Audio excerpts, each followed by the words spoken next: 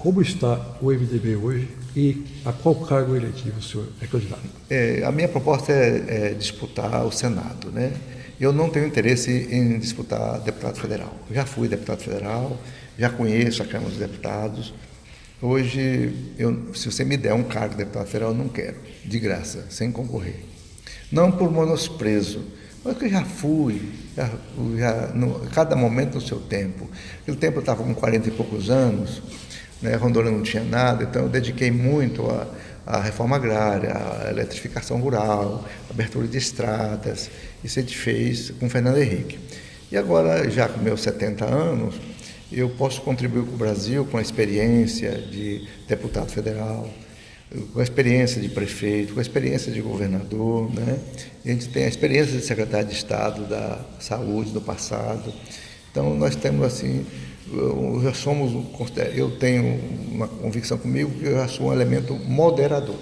Já dá para moderar o ímpeto da Câmara, fazer parte de uma Câmara revisora, né? E também a estimular alguns projetos necessários para o Brasil, como a reforma política. Não adianta essa reforma do judiciário. A reforma do judiciário nunca deu resultado em lugar nenhum no mundo. Pode prender quem quiser, se não vier associada à reforma política e constitucional. Fazendo as duas coisas, o Brasil toma rumo. Toma rumo. Por mais que se prenda, por mais que se prenda, mas a corrupção ainda impera.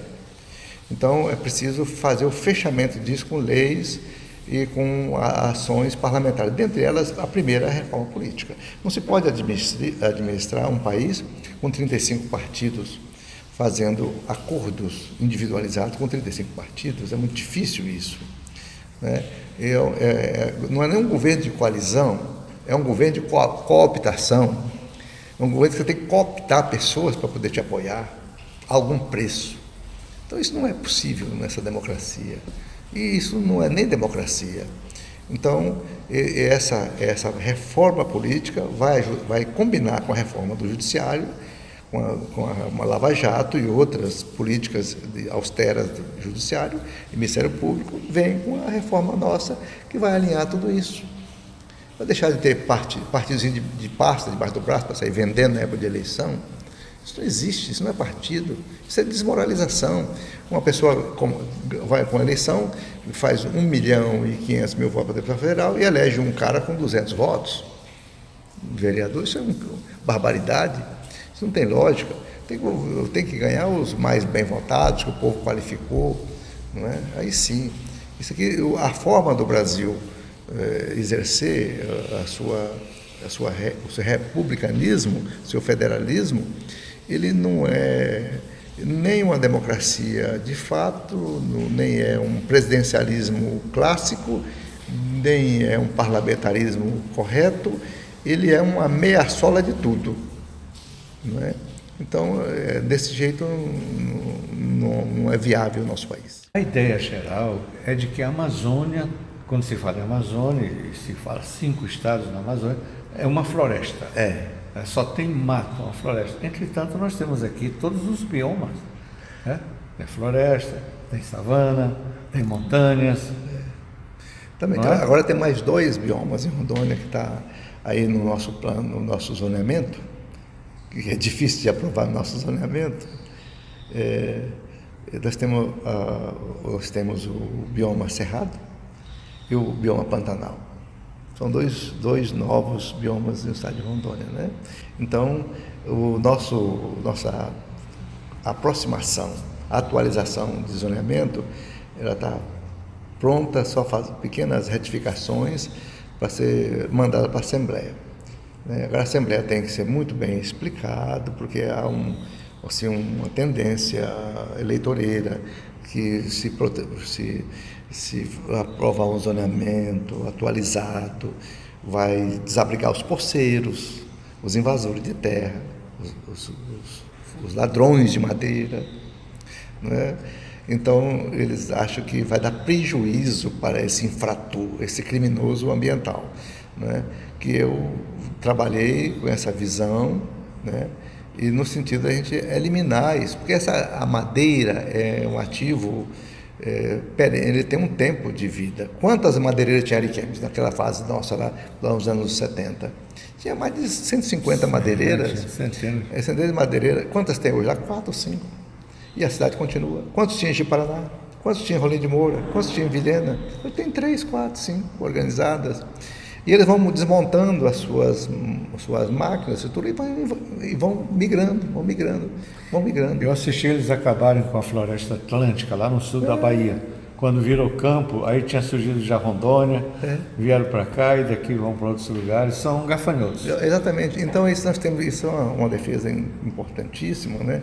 A gente tem que preservar as áreas. Aqui em Rondônia temos 62%, 60% de floresta e o 40% é suficiente para produzir soja, milho, arroz, boi, tudo muito bem, dá para acomodar, tem muita área degradada, muita área de capoeira, dá para fazer um maior luxo, dá para atingir 2 bilhões de hectares de plantio de agronegócio e os pequenos trabalhando, e a gente regularizando as nossas 100 tantas mil propriedades, esse estado dobra o PIB muito rápido. Por exemplo, do inhame e do mel, né? O mel de Vilhena, lá do Residência Policial, e o inhame que está na palma. O mel, o urucu, né? A pimenta do reino, são tudo atividades, as frutas, a fruticultura, que é riquíssima no estado, a fruticultura tropical, que é maravilhosa. Então nós temos assim, um potencial de negócios muito grande, fora garimpos, fora os serviços que nós temos muito forte, e a indústria que vem de base, que vai crescendo à medida que tiver matéria-prima. Essa é natural. A indústria cresce onde tem matéria-prima abundante. Tem matéria-prima, a indústria vem. O senhor faria uma comparação do antes e do depois, por exemplo, na área da saúde? Muito grande. Quando eu assumi, foi decretado estado de calamidade, né? Saiu no Jornal Nacional, veio aquele avião do Jornal Nacional constatar a caótica situação da saúde. Mas parou as críticas. Ainda estamos com o João Paulo II, melhoramos a questão do câncer no estado, não tinha nada, o Barretinho, agora o Barretão lá embaixo, o Hospital do Câncer grande. Tudo começou comigo. Lá em Cacoal tem um hospital, tem a parte de câncer, né? Criamos a base, o anteparo do estado em Cacoal, porque antes o doente que vinha de Vilhena, de Cerejeiras, vinha parar aqui, hoje ele para em Cacoal. Temos um pronto-socorro que não temos em Porto Velho, em Cacoal, grande.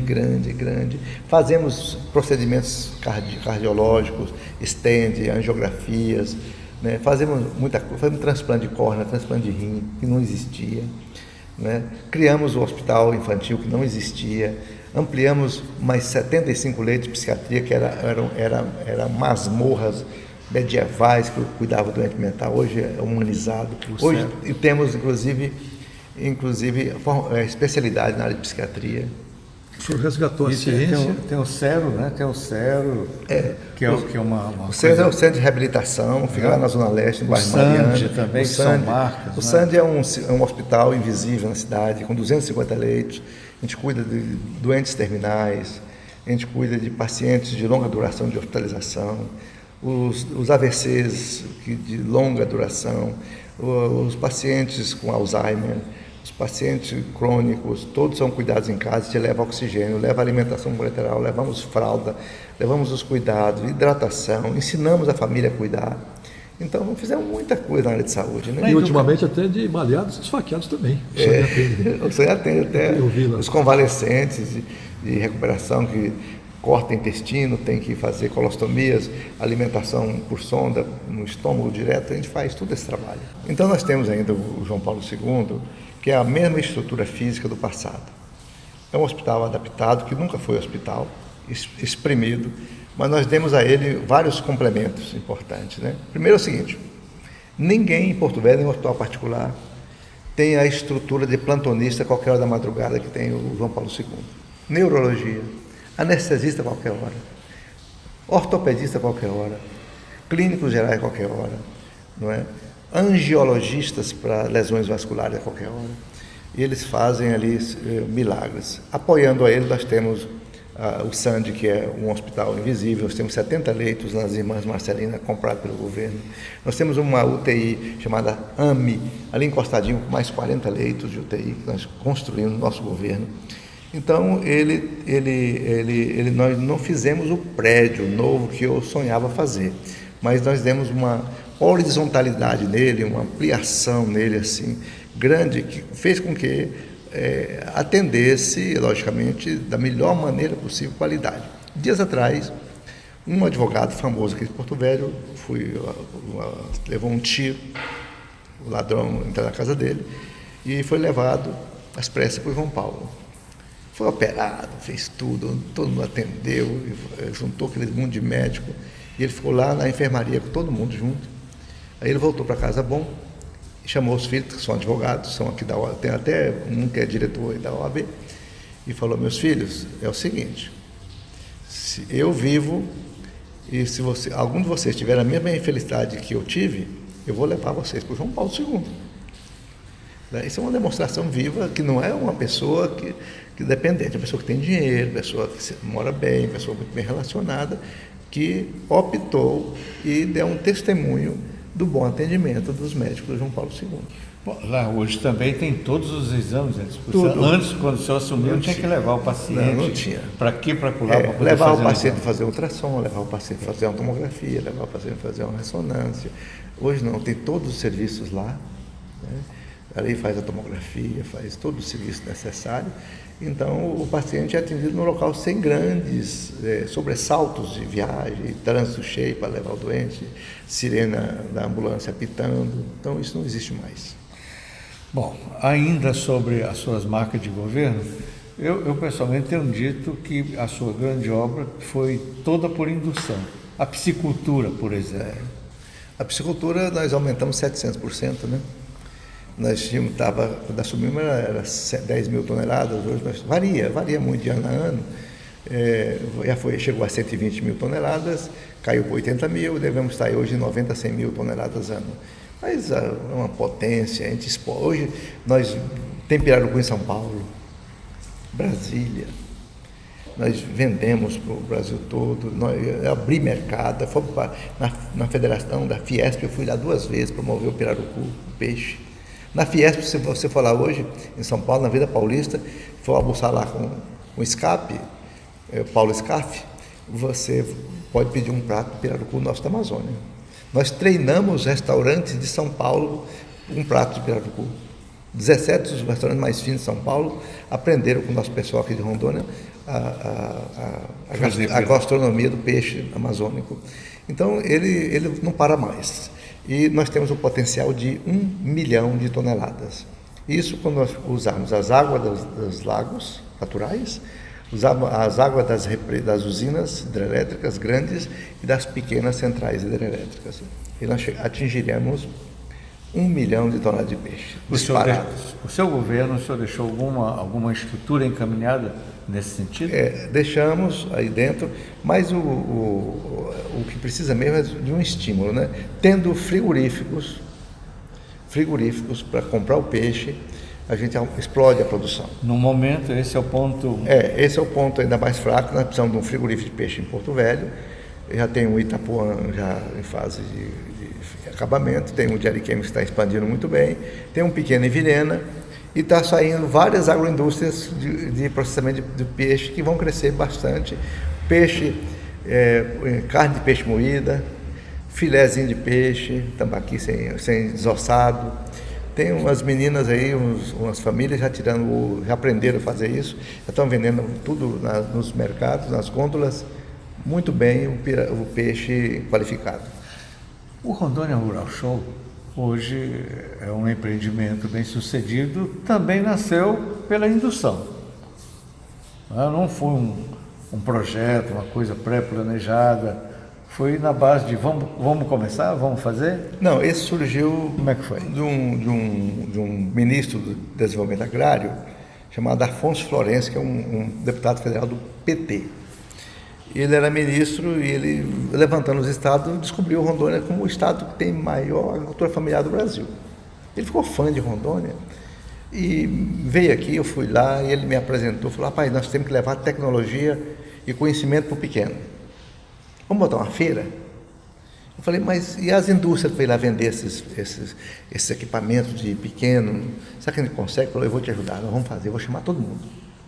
Aí, Afonso Florencio, nós abrimos na época do Anselmo, secretário, e já vamos para o 6º ou 7º evento esse ano, com um sucesso incrível, virou um campo de experimentação, de visitação, de compra de boi, compra de semente, compra de máquina, e até 50 mil o juro é zero, o Estado paga.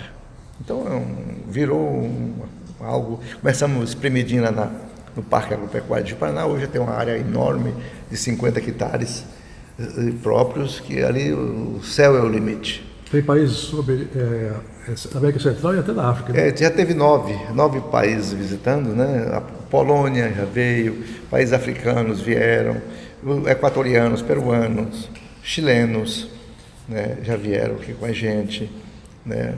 Então vieram muitas embaixadas, muitas representações comerciais, empresários, e nós estamos indo nesses estados também.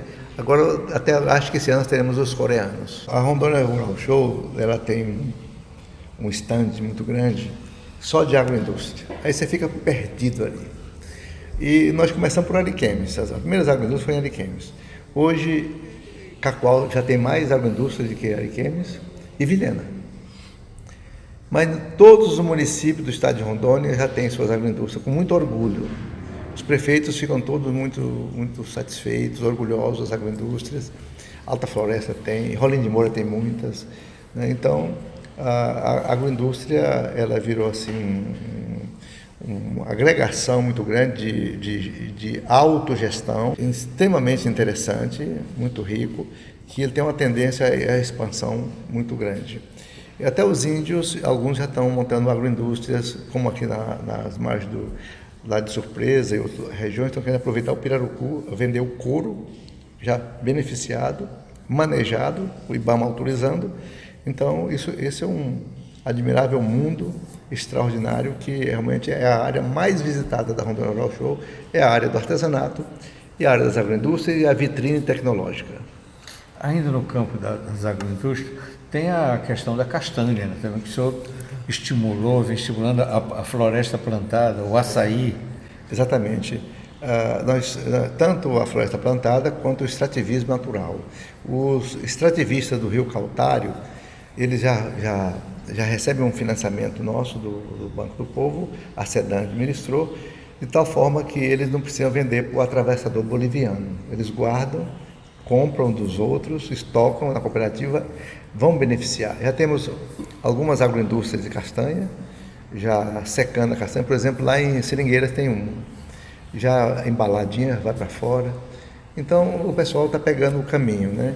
Está pegando rumo, e isso não tem fim, isso só tem começo, não tem fim. Tem um plantador aí que é o maior plantador de castanha, de Machadinho, não é isso? É o Giocondo Vale, né? É o Gil. O Gil, ele é bom em tudo, ele tem a única fazenda certificada de Rondônia dele, que preenche todos os requisitos do tripé lavoura, pecuária e floresta, integrado. Ele tem uma floresta de castanheira que ele plantou, já está grande, ele maneja, planta a lavoura, depois planta, cria o gado dele no meio dos castanhais, circulando, muito bonito. É uma fazenda exemplar lá no município de Machadinho. E ele fica muito orgulhoso disso. Ele é um palestrante ótimo para essa política, que é mais ou menos inspirada no modelo de Paragominas, estado do Pará, que deu um único município brasileiro que deu a volta por cima do desmatamento e passou a aplicar esse modelo de desenvolvimento sustentável muito bacana. Na área da segurança, o senhor enfrentou o desafio de combater a violência no campo. Foi. Né, decorrente da questão agrária. Como é que o senhor vê esse quadro? Como é que o senhor deixou esse quadro? Nós enfrentamos de frente, criamos a primeira patrulha rural do estado, e que nós conseguimos segurar muito as ocupações, dar muito apoio aos fazendeiros regularizados, não é? E nós incentivamos muito o crédito fundiário pelo Banco do Brasil e o INCRA, para que o sem terra possa comprar a terra onde ele quiser, preferencialmente onde tem asfalto, energia elétrica, telefone, escola perto. Então, o crédito fundiário é a solução para abrigar essa grande quantidade de trabalhadores sem terra no Estado, um crédito de 20 anos para pagar, um juros altamente subsidiado, é como fosse eles pagam com 5 anos. e eles dão 20 anos de prazo. Então, é uma solução prática para os conflitos rurais. Não é? Isso, como nós vivemos horrores em Rondônia, diminuiu bastante, através de uma ação dura da Secretaria de Segurança Pública e também do IBAMA, os órgãos colegiados e ambientais, todos ajudaram muito. O Terra Legal tem ajudado nisso, na regularização? O Terra Legal... Qual a parceria que o senhor fez? O Terra Legal ele não tem gente, ele não tem orçamento, ele precisa obrigatoriamente do governo do Estado. A Emater nossa hoje está à disposição do Terra Legal. É um Terra Legal grande que nós temos aqui hoje, a Emater. Regularizando as terras, a Emater faz tudo. Então aí sim, e temos mais agora a CEPAT, que é uma superintendência de terras, que também vai colocar todos engenheiros agrônomos, topógrafos, geógrafos, cartógrafos, enfim, todo esse pessoal para ajudar o Terra Legal, para a gente acelerar essa situação de ilegalidade de terras na Amazônia.